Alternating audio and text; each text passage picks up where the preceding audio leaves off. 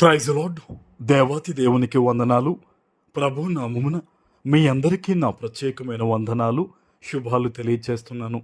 ఈ దినము కొరకు ఏర్పాటు చేయబడిన దేవుని వాగ్దానము యెషయా గ్రంథము 55వ అధ్యాయము 12వ వచనము. మీరు సంతోషముగా బయలు వెళ్ళుదురు, సమాధానము పొంది తోడుకుని పోబడుదురు. దేవుని నామానికి మహిమ కలుగునుగాక. ఈ ఉదయకాల సమయంలో సర్వ సృష్టికర్త అయిన నీ తండ్రి నిన్ను ఆశీర్వదిస్తూ ఉన్నారు. ఆమెన్. ఈ దినము మీరు సంతోషముగా బయలు వెళ్ళుదురంటూ ఉన్నారు. ఈ దినము దేవుని సన్నిధికి వెళ్తాం. మనం అందరం కూడా దేవుని సన్నిధిలో ఆయనను స్తుతించి ఆరాధించి దేవుని ఆశీర్వాదం కోసం సమూహంగా వేడుకుంటాం.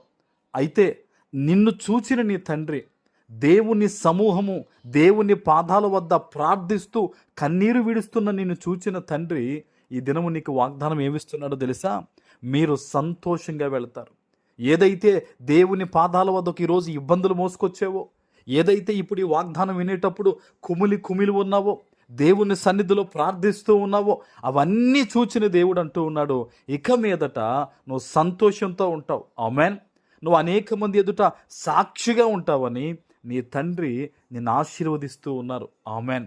ప్రియులారా, చాలామంది బిడ్డలు ప్రతిరోజు మాకు తెలియజేస్తున్న సాక్ష్యాలను బట్టి నేను ఎంతగానో ప్రభు స్తుతిస్తూ ఉన్నాను. ఎందుకంటే వారు తెలియజేస్తున్నారు, అన్న వాగ్దానం ఎత్తిపెట్టి మేము ప్రార్థన చేస్తున్నాం.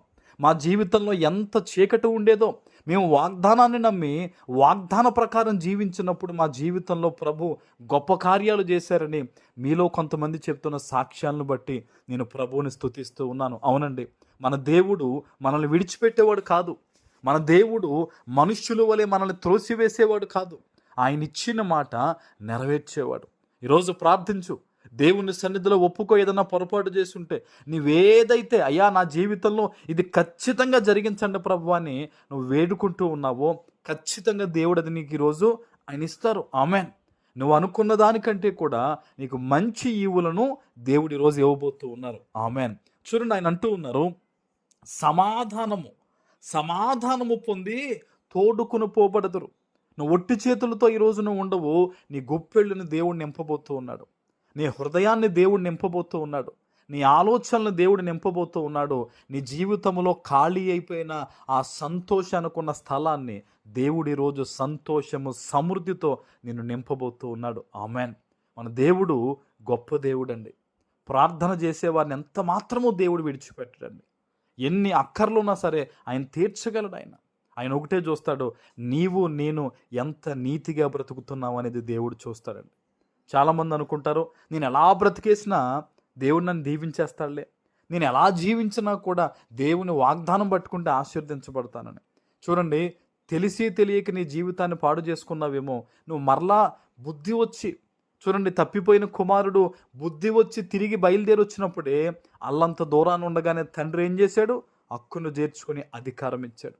ఈరోజు నీవైనా నేనైనా నా కుటుంబం అయినా మనం దేవుని యొక్క ఆలోచనలు ఎరిగి మనం పశ్చాత్తాపంతో ప్రభు దగ్గరికి తిరిగితే గనక, ప్రార్థన చేస్తే గనక దేవుడు తానిచ్చిన వాగ్దానాన్ని నెరవేర్చడానికి సిద్ధంగా ఉన్నాడు. ఈరోజు ఈ వాగ్దానము తప్పక నీ పట్ల ఆయన నెరవేరుస్తాడు. ఆమెన్. ప్రార్థన చేసుకుందాం. పరిశుద్ధుడా, ప్రేమ కలిగిన తండ్రి, మీకు వందనాలు.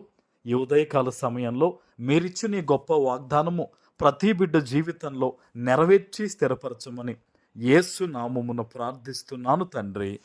ఆమెన్.